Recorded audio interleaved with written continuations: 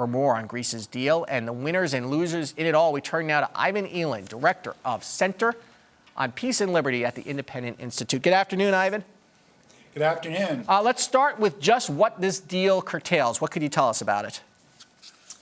Well, it's an extension of the existing deal, and I think that's about where I thought they would come out, because what really needs to happen here is the Greek leader has to have a face-saving way of, submitting to the austerity in some respects of Europeans, and this is a way to do that. I think by giving him an extension, he has to show his own people he was elected on a platform of ending austerity, and of course that would be disastrous for Greece, both in terms of they'd have to pull out of the Eurozone, and for the long-term economic health of Greece. Greece has made some very bad decisions financially over the years, and they really have to, tighten the belt so that they can ensure future growth and future, a future good economy that works, and it's not working right now. Did Greece concede here?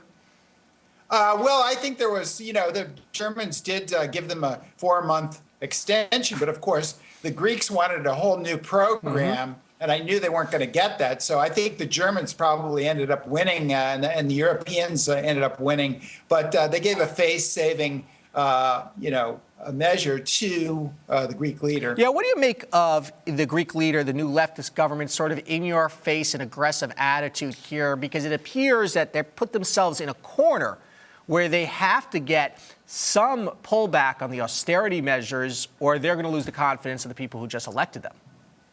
Right, but the real problem with their predicament now is that really Greece has to undergo these austerity measures for its own good and for the good of the Eurozone, and there's just no escaping that. It just doesn't work that way, that countries just walk away from mounds of debt like that and survive economically in the long term. And I think, it's really the citizens of Greece are going to have to just figure out that they've made some bad mistakes, and they shouldn't be asking the Germans or the Dutch or any of the other Northern European countries to bail them out. And I think unfortunately, this party was elected because the Greeks are already sick of austerity, but there's a lot more to come. And I think this party will probably have problems staying in power simply because people will say, well, we wanted to get out from under this austerity yoke, but it didn't happen.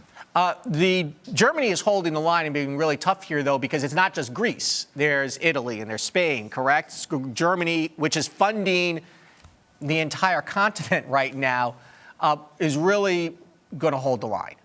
Yes, a lot of the southern tier countries are just behind Greece in their problem. I mean, their problems are almost as bad as Greece. And you just named some of the countries. But there's another factor. The German public is pushing on Angela Merkel the other way. They're saying, listen, we are paying for Europe, and we're tired of it. Why should we have to do this? All these countries were irresponsible financially. We're Germans. We don't do that because of the hyperinflation of the 20s. We're responsible. And why should we have to keep bailing everybody else? And the German taxpayers are tired of it. And the German economy isn't doing exactly great right now either.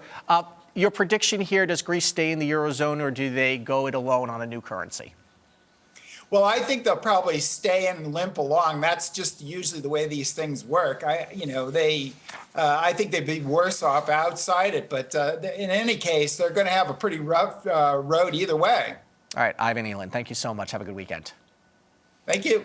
Coming up, keeping the West Coast ports afloat amid a work slowdown. You're watching Arise Exchange. Stay with us.